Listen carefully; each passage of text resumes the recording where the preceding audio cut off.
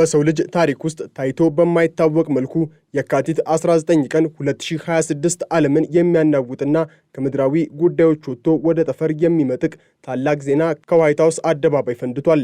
ፕሬዝዳንት ዶናልድ ትራምፕ ለበርካታ አስርት ዓመታት በአሜሪካ የስለላ ተቋማትና በመከላከያ ሚኒስቴር ጥልቅ ካዝናዎች ውስጥ ተቆልፎባቸው የቆዩትን ስለ ኤሊያኖችና ስለ በራሪ ሳህኖች ወይም ዩፎ የሚናገሩ ሚስጥራዊ ሰነዶች በአስቸኳይ ለሕዝብ ይፋ እንዲሆኑ ትዕዛዝ አስተላልፏል። ይህ እርምጃ እንዲሁ ተራ የመንግስት መግለጫ አይደለም።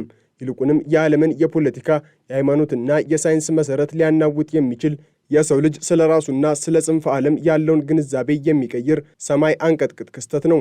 ፕሬዝዳንቱ ይህንን ውሳኔ ያስተላለፉት በትሩዝ ሶሻል ገጻቸው ላይ ባሰፈሩት እጅግ ቀስቃሽ መልእክት ሲሆን የአዲሱን የመከላከያ ሚኒስትር ፒት ሄግሴትንና ሌሎች ተያያዥ መስሪያ ቤቶችን በታሪክ ታይቶ የማይታወቅ የመረጃ ፍሰት እንዲጀምሩ አዘዋል። ትራምፕ በመልእክታቸው ላይ ጉዳዩን እጅግ ውስብስብ ግን ደግሞ እጅግ አስደሳችና አስፈላጊ ሲሉ የገለጹት ሲሆን የዋይት ሃውስ ቃል አቀባይ ካሎሪ ሌቪት በበኩሏ ይህንን ክስተት ከዚህ ዓለም ውጪ የሆነ ዜና ስትል አሞካሽተዋለች። ነገር ግን ከዚህ ታላቅ ትዕይንት በስተጀርባ ያለው እውነት ከጠፈር ፍጥረታት መኖር በበለጠ በአሜሪካ የፖለቲካ ቁማርና በምስጢራዊው ጥልቅ መንግስት መካከል ያለውን የሞትና የሽረት ትግል የሚያሳይ ነው። ይህ ሁሉ የጀመረው የቀድሞ ፕሬዝዳንት ባራክ ኦባማ በቅርቡ በሰጡት አንድ አስተያየት ነው። ኦባማ በሰጡት ቃለ ምልልስ ላይ ኤሊየኖች እውነት ናቸው፣ ነገር ግን እኔ አላየኋቸውም በማለት የተናገሩት ንግግር የትራምፕን ቁጣና ምጸት ቀስቅሷል።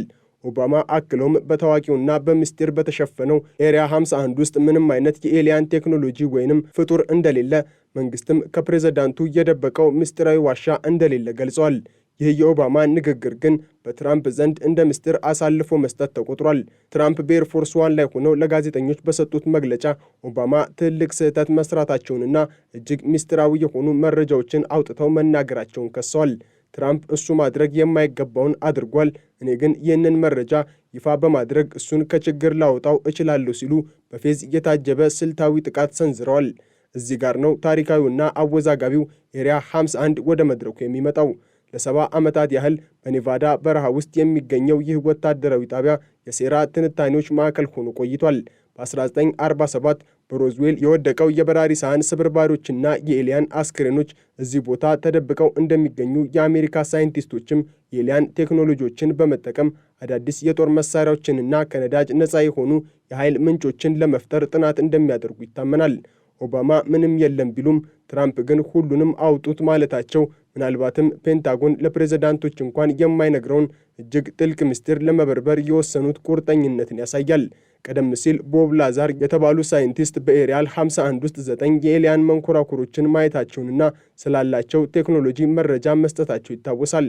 የትራምፕ ትዕዛዝ እነዚህን የዓመታት ምስክሮች እውነታነት ለማረጋገጥ ወይም ለማስተባበል የሚችል ትልቅ አጋጣሚ ነው። ነገር ግን የትራምፕ ትክክለኛ ዓላማ ምንድን ነው የሚለው ጥያቄ የብዙዎችን ቀልብ ስቧል። እንደ ብዙዎቹ የፖለቲካ ተንታኞች እይታ ይህ የኤሊያን ፋይሎች ጉዳይ በትራምፕ ላይ እየደረሰ ያለውን ከፍተኛ ጫና ለማስቀየር የተወረወረ የጭስ መረጃ ነው። በአሁኑ ወቅት የትራምፕ አስተዳደር ከታዋቂውና በወንጀል ተከሶ ከሞተው ጄፍሪ ኤፕስታይን ጋር የተያያዙ ሰነዶችን በአግባቡ አልገለጸም በሚል ከፍተኛ ትችት እየቀረበበት ይገኛል። የኤፕስታይን ፋይሎች በከፍተኛ ሁኔታ ተሰርዘውና ተሸፍነው መውጣታቸው ብዙዎችን አስቆጥቷል። ስለዚህም ትራምፕ የሕዝቡን ትኩረት ከኤፕስታይን ቅሌትና ከታዋቂ ሰዎች የወሲብ ዝውውር ወንጀል በማላቀቅ ወደ ሰማያዊና አስደናቂ ጉዳዮች ለመመለስ ይህንን የኤሊያን ካርድ ተጠቅመውበታል። ከዚህም በተጨማሪ የ2026 የፓርላማ ምርጫ እየቀረበ ባለበት በዚህ ወቅት የሪፐብሊካን ፓርቲ ደጋፊዎች ስለ ኢኮኖሚው ውድቀትና ስለ ኑሮ ውድነት እንዳይጨነቁ ይልቁንም ትራምፕ የዓለማችን እጅግ ግልጽነት ያለው መሪ እንደሆኑ ለማሳየት ይህንን አጋጣሚ ተጠቅመዋል። ትራምፕ ቀደም ሲልም የማርቲን ሉተር ኪንግና የጆን ኤፍ ኬኔዲ ግድያ ፋይሎችን በመልቀቅ ተመሳሳይ የግልጽነት አምባሳደርነት ሚና ለመጫወት ሞክረዋል። አሁን ደግሞ የመጨረሻውን ምስጢር የኤሊያኖችን ጉዳይ በመክፈት በሕዝቡ ዘንድ ያላቸውን ተቀባይነት ወደ ላቀ ደረጃ ለማድረስ አልመዋል። የትራምፕ ዛቻና መግለጫ በአሜሪካ ወታደራዊ ተቋማት ውስጥ ትልቅ ድንጋጤን ፈጥሯል። ፔንታጎን በ2024 ባወጣው ሪፖርት ምንም አይነት የኤሊያን ማስረጃ የለም ቢልም በሺዎች የሚቆጠሩ የአውሮፕላን አብራሪዎችና ቲካታክ የሚባሉና የፊዚክስ ሕግን የሚጥሱ በራሪ ነገሮችን ማየታቸውን በቪዲዮ ጭምር አስረድቷል። ባለፈው ዓመት አንድ የሪፐብሊካን የሕዝብ ተወካይ የአሜሪካ ሚሳኤል አንድን በራሪ የብርሃን ኳስ መቶት ነገር ግን ሚሳኤሉ ተመልሶ ሲፈጠር የሚያሳይ እጅግ አስገራሚ ቪዲዮ ይፋ ማድረጉ አይዘነጋም። ትራምፕ እነዚህንና መሰል ቪዲዮዎችን እንዲሁም ለብላክ በጀት የሚወጡ የቢሊዮን ዶላሮችን ምስጢር ለሕዝብ ለማሳየት ቆርጠው ተነስተዋል። ይህ የታሪክ ምዕራፍ እጅግ አጋናኝና አስፈሪም ሊሆን ይችላል። ትራምፕ የኤሊያን ፋይሎቹን ከከፈቱ ይህ በሰው ልጅ ታሪክ ውስጥ ትልቁ የመረጃ ፍንዳታ ይሆናል። ምናልባትም የምናገኘው መረጃ የሰው ልጅ በጽንፍ ዓለም ውስጥ ብቻውን አለመሆኑንና ከእኛ እጅግ የረቀቁ ስልጣኔዎች እንዳሉ ያረጋግጣል። የአሜሪካ መንግሥት ለዓመታት የሰው ልጅን ሕይወት ሊቀይሩ የሚችሉ ነፃ የኃይል ምንጮችንና የሕክምና ቴክኖሎጂዎችን ደብቆ መቆየቱን ያጋልጣል። የቀድሞ ፕሬዝዳንቶች ስለ ጉዳዩ እያወቁ ለሕዝቡ ውሸት ሲናገሩ እንደነበርም ያሳያል። ይህ ድርጊት የዓለምን ሃይማኖታዊና ማኅበራዊ መሠረት የሚንድ ነው። የሰው ልጅ በጽንፈ ዓለም ውስጥ ያለው ብቸኛ ፍጡር አለመሆኑ ከተረጋገጠ የብዙዎች ሃይማኖቶች አስተምህሮ ጥያቄ ውስጥ ይወድቃል። መጽሐፍ ቅዱስና ቁርአን ለዚህ አይነት እውነት ምን አይነት ምላሽ ይሰጣሉ የሚለው የበርካታ ምሁራን ስጋት ነው። ትራምፕ ግን ለዚህ ሁሉ ግድ የላቸውም። ለእርሳቸው ዋናው ነገር የድሮውን ስርዓት ሰብሮ አዲስ ዓለም መፍጠር ነው። ይህ አዲስ ዓለም ደግሞ በኤሊየን ቴክኖሎጂ የታገዘ ከነዳጅ ነፃ የሆነና የሰው ልጅ ወደ ሌሎች ፕላኔቶች የሚጓዝበት ሊሆን እንደሚችል ደጋፊዎቻቸው በከፍተኛ ተስፋ ይናገራሉ። ሆኖም ግን ተቺዎች እንደሚሉት ትራምፕ ይህንን የሚያደርጉት ለሕዝብ ጥቅም ሳይሆን ለራሳቸው የፖለቲካ ህልውና ነው። በኢራን ላይ ወታደራዊ ጥቃት ለመሰንዘር እያሰቡ ባለበትና በሀገር ውስጥ የኢኮኖሚ ውጥረት በነገሰበት በዚህ ወቅት ኤሊያኖችን እንደ መጫወቻ መጠቀም የትራምፕ የቆየ ስልት ነው። የዋይት ሃውስ አዲሱ አዳራሽ ግንባታና የጠፈር ጦርነት ሽኩቻ ትራምፕን ከምድር እውነት እያራቃቸው እንደሆነም ይነገራል። የሆነው ሆኖ የካቲት 19 ቀን 2026 ዓ.ም ዓለም የተለወጠችበት ቀን ሆኖ ትመዘገባለች። ትራምፕ የመከላከያ ሚኒስትሩን ይፋ አድርግ ብለው ያዘዙት ትዕዛዝ በአሜሪካ የስለላ ተቋማት ውስጥ ያለውን የቢሮክራሲ ግድግዳ ሰብሮት ይወጣ ይሆን ወይስ እንደ ኤፕስታይን ፋይሎች ሁሉ በነጭ ቀለም ተሸፍኖ ይቀርባል የሚለው ገና የሚታይ ቢሆንም የትራምፕ ንግግር ግን የሰውን ልጅ ምናብ ወደ ከዋክብት ወስዶታል። በታሪክ ውስጥ ታይቶ በማይታወቅ መልኩ አንድ ፕሬዝዳንት የጥልቁን መንግስት ምስጢር ለመበርበር እንዲህ በይፋ መነሳታቸው የአሜሪካን ዲሞክራሲና የኃይል ሚዛን ለዘላለም የሚቀይር ነው። ትራምፕ በትሩዝ ሶሻል ገጻቸው ላይ እንደገለጹት እነዚህ መረጃዎች እጅግ ውስብስብ ቢሆኑም ህዝቡ የማወቅ መብት አለው። ይህ መብት ደግሞ በኤሪያ 51 በሮች በስተጀርባ የሚከናወኑትን ምስጢራዊ ሙከራዎች፣ ከጠፈር ፍጥረታት ጋር የተደረጉ የተባሉትን ስምምነቶችና ለ70 ዓመታት የተሸሸገውን እውነት የሚያጋልጥ ይሆናል። የአሜሪካ ኢኮኖሚ መረጃዎች ወይም ጂዲፒ ሊወጡ ጥቂት ሰዓታት ሲቀሩና የምርጫው ትኩሳት እየጨመረ ባለበት በዚህ ወቅት የኤሊያን አጀንዳ መምጣቱ ለሪፐብሊካን ፓርቲ ትልቅ ትርፍ ነው። ደጋፊዎቻቸው ትራምፕን እንደ ታላቅ ገላጭ እያዩቸው ሲሆን፣ ዲሞክራቶች ግን ይህንን እርምጃ እንደ ፖለቲካዊ ትርኢት እየፈረጁት ነው። ይሁን እንጂ ፔንታጎን በእጁ የያዛቸውን ከዚህ ቀደም የኔቪ አብራሪዎች ያቀረቧቸውን ምስክሮች ጉዳዩ ከፖለቲካ ያለፈና እውነተኛ የብሔራዊ ደህንነት ስጋት መሆኑን ያመለክታሉ። ትራምፕ ይህንን ስጋት ወደ ዕድል በመቀየር የአሜሪካን ሕዝብ ወደ አዲስ የጠፈር ጦርነትና የበላይነት ሊመሩት እንደሚችሉም ይገመታል። ይህ የበላይነት ደግሞ በጠፈር ላይ የሚገነባውን ወታደራዊ ኃይልና የኤሊየን ቴክኖሎጂን ለምድራዊ ኃይል ሚዛን መጠቀምን ይጨምራል። ፖለቲካና ምስጢር የማይነጣጠሉ ናቸው። ትራምፕ ኦባማን ምስጢር አውጥተዋል በሚል እየወነጀሉ ራሳቸው ደግሞ ትልቁን ምስጢር ለመዘርገፍ መነሳታቸው የአሜሪካ ፖለቲካ ምን ያህል የተወሳሰበና የድራማ መልክ እንደሆነ ያረጋግጣል። ኤሊያኖች እውነት ይሁኑ ወይም አይሁኑ፣ የትራምፕ መግለጫ ግን በምድር ላይ ያለውን የኃይል ሚዛን የሚቀይር የሰማይ ጦርነት ጅማሮ ነው። ዓለም አሁን በጉጉት የምትጠብቀው አንድ ነገር ብቻ ነው። ከፔንታጎን ካዝና ውስጥ የሚወጣው የመጀመሪያው የኤሊያን ፎቶግራፍ ወይም ቪዲዮ ምን ይሆን? የሰው ልጅስ ለዚህ እውነት ዝግጁ ነው ወይ? ፕሬዝዳንት ትራምፕ እንዳሉት ጉዳዩ እጅግ በጣም አስፈላጊ ነው። ምክንያቱም ይህ ምስጢር መውጣት ማለት የምድር ፖለቲካ ብቻ ሳይሆን የሰው ልጅ በጽንፈ ዓለም ውስጥ ያለው ስፍራ የሚወሰንበት የታሪክ አዲስ ምዕራፍ መጀመሪያ ስለሚሆን ነው። ትራምፕ ይህንን ታሪክ ሰሪነታቸውን ለፖለቲካ ትርፍም ይሁን ለግልጽነት ውጤቱ ግን ዓለምን ለዘላለም የሚቀይር ይሆናል።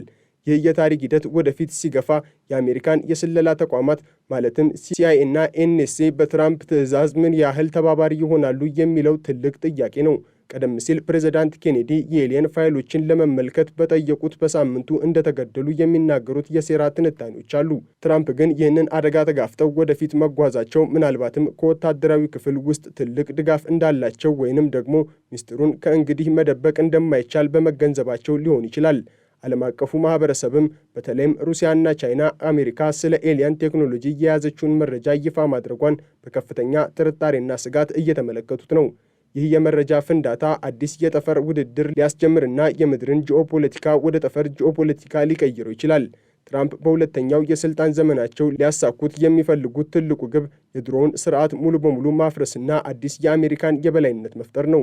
ይህ የበላይነት ደግሞ በምድር ላይ ብቻ ሳይሆን በከዋክብት መካከል የሚኖረውንም ግንኙነት ያካትታል። ፕሬዝዳንቱ ስለ ኤሊያኖች መኖር እርግጠኛ ባይሆኑም ኦባማ የሰጡት ፍንጭ ግን ትልቅ በር ከፍቶላቸዋል። ይህ በር ደግሞ ወደ ኤሪያ 51 ጨለማ ክፍሎች፣ ወደ ፔንታጎን ምስጢራዊ ሰነዶችና ወደ ሰው ልጅ የመጨረሻ ግኝት ይመራል። የካቲት 19 ቀን የተሰጠው ይህ መግለጫ የሰው ልጅ ብቻውን አለመሆኑን የሚያረጋግጥበትና የትራምፕ ስም በከዋክብት ታሪክ ውስጥ በደማቁ የሚጻፍበት የመነሻ ነጥብ ነው። በመሆኑም ዓለም በአሁኑ ሰዓት በአንድ ፕሬዝዳንት ትዕዛዝ አማካኝነት ለ70 ዓመታት የታፈነውን እውነት ለመስማት ጆሮዋን አቅንታ ትጠባበቃለች። ይህ እውነት ደግሞ ነፃነትን ወይስ አዲስ አይነት ስጋትን ይዞ ይመጣል የሚለው በሚቀጥሉት ሳምንታት በሚለቀቁት ፋይሎች የሚወሰን ይሆናል። ትራምፕ አሸንፈዋል። ምክንያቱም የሁሉንም ሰው ትኩረት ወደ ሰማይ በማስመልከት በምድር ላይ ያለውን ትችትና ተቃውሞ በከዋክብት ምስጢር ውስጥ አጥልቀውታል። በዚህ ረጅም የታሪክ ሂደት ውስጥ የኤሊያኖች ጉዳይ ከቀላል የጠፈር ወሬነት ወጥቶ የአሜሪካ ብሔራዊ የደህንነትና የፖለቲካ የበላይነት መገለጫ ሆኗል። ትራምፕ ለፔንታጎን የሰጡት ትዕዛዝ የአሜሪካን ወታደራዊ መዋቅር የሚያናውጥ ሲሆን ለሕዝቡ የሚለቀቁት መረጃዎች ምን ያህል ጥልቅ ይሆናሉ የሚለው የብዙዎች ጥያቄ ነው። ምናልባትም የታወቁት የዩፎ ቪዲዮዎች ከጠፈር ፍጥረታት ጋር የተደረጉ ግንኙነቶችና በምድር ላይ የተገኙት የሌላ ዓለም ቴክኖሎጂዎች በዝርዝር የሚቀርቡበት አጋጣሚ ይፈጠራል። ይህ ደግሞ በሰው ልጅ ስልጣኔ ላይ አዲስ አብዮትን ይፈጥራል። ትራምፕም ይህንን አብዮት የመሩ ፕሬዝዳንት ተብለው በታሪክ መዝገብ ላይ ይሰፍራሉ።